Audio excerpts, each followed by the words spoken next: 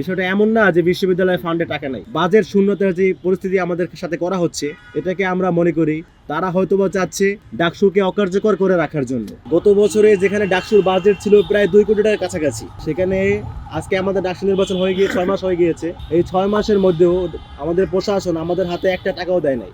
আমরা একটা বাজেটের আশ্বাস পেয়েছি 25 লাখ টাকা, সেটা হচ্ছে পুরো ডাকসু বোর্ডের জন্য। কিন্তু আপনারা যদি দেখেন যে আমাদের যে ডাকসুর কার্যক্রম, এই কাজগুলো পরিচালনা করতে হিউজ টাকা পয়সার দরকার হয়। এখন এই টাকাগুলো আমরা কই থেকে আনি, কাজগুলো কিভাবে হচ্ছে? আমরা আপাতত হচ্ছে আমাদের বিভিন্ন অ্যালামনাই গ্রুপকে কানেক্ট করে এবং হচ্ছে আমাদের বিভিন্ন শুভাকাঙ্ক্ষীদেরকে কানেক্ট করে তাদের মাধ্যমে আমরা টাকা এনে বিশ্ববিদ্যালয়ের কাজগুলো করতেছি। কিন্তু একটা নির্বাচিত ছাত্র সংসদ, তাদের তো কাজ না বাইরে থেকে টাকা পয়সা আনা, তাদের তো কাজ না এভাবে এরোর দ্বারে ধরনা দেয়া। আমাদেরকে তো উচিত ছিল আমাদের ডাকসু কার্যকর হওয়ার শুরুতেই আমাদেরকে আমাদের বাজেট বুঝিয়ে দেয়া। ভবিষ্যৎ হোক নিরাপদ, বিনিয়োগ হোক বিশ্বস্ত, আর আমার পছন্দ সল্ট বে। ওয়েলকাম টু সল্ট বে।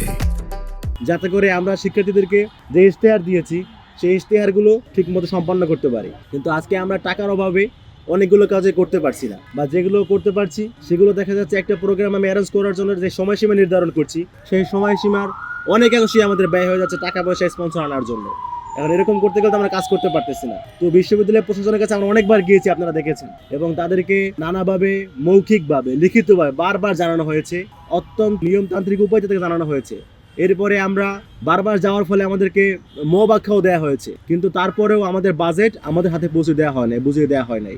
এখন এমতো অবস্থায় বাজেট শূন্যতার যে পরিস্থিতি আমাদের সাথে করা হচ্ছে, এটাকে আমরা মনে করি যে এই বর্তমান বিশ্ববিদ্যালয়ের প্রশাসন রয়েছে, তারা হয়তোবা চাচ্ছে ডাকসুকে অকার্যকর করে রাখার জন্য। যে ডাকসু থাকবে একটা নামমাত্র ছাত্র সংসদ, যারা কোনো কাজ করতে পারবে না টাকার অভাবে, এরকম একটা সিচুয়েশন তৈরি করে আমাদেরকে অকার্যকর করে রাখার মতো একটা পরিবেশ তারা সৃষ্টি করছে। তো এই জায়গা থেকে বিশ্ববিদ্যালয় প্রশাসনকে আমরা আপনাদের মাধ্যমে আবারও আহ্বান জানাচ্ছি, আপনারা 6 মাস হয়ে গিয়েছে, এখনো আমাদের বাজেট একটা টাকাও আপনারা দেন নাই। 25 লাখ টাকার আশ্বাস পেয়েছি। আপনি চিন্তা করেন, ডাকসুর আমরা 28 জন নির্বাচিত প্রতিনিধি, আমাদের প্রত্যেকের ইশতেহার অনেক বড় বড় কাজ ছিল, অনেক বড় বড় কাজগুলো করার আমাদের সুযোগ ক্যাম্পাসে রয়েছে, কিন্তু আমরা শুধুমাত্র টাকার অভাবে এই কাজগুলো করতে পারছি না। যেখানে 25 লাখ টাকাতে একটা বাজেট আপনারা দেখেছেন নিউজ মাধ্যমে এসেছে, তো সেখানে এই 25 লাখ টাকা যদি 28 জনের মধ্যে ভাগ করেন, একজনের ভাই কত টাকা পড়ে এবং সেই টাকা দিয়ে সে তার ইশতেহারে কতটুকু পূর্ণ করতে পারবে? বিষয়টা এমন না যে বিশ্ববিদ্যালয় ফান্ডে টাকা নাই। বিশ্ববিদ্যালয় ফান্ডে যথেষ্ট টাকা পয়সা রয়েছে, তারা বিভিন্ন জায়গায় সেগুলো ব্যয় করে। কিন্তু দুঃখজনকভাবে আমাদের যে ডাকসু, যেটাকে হচ্ছে বিশ্ববিদ্যালয়ের শিক্ষার্থীরা ভোটের মাধ্যমে নির্বাচন করেছে, তাদেরকে তাদের যে প্রাপ্য বাজেট, তাদের যে অধিকার, তাদের যে কাজ করার সম্বল, সেই সম্বলটুকু দেওয়া হচ্ছে না। তো তারপরেও আমরা আসলে থেমে থাকার পাত্র নই। আমরা আমাদের ইন্ডিভিজুয়াল ক্যাপাসিটিকে কাজে লাগিয়ে, আমাদের বিশ্ববিদ্যালয় অ্যালামনাই গ্রুপকে কাজে লাগিয়ে এবং ঢাকা বিশ্ববিদ্যালয় বা ছাত্র সমাজের প্রতি যারা শুভাকাঙ্ক্ষী রয়েছে তাদের মাধ্যমে চেষ্টা করছি আমাদের কাজগুলো গুছিয়ে আনার জন্য।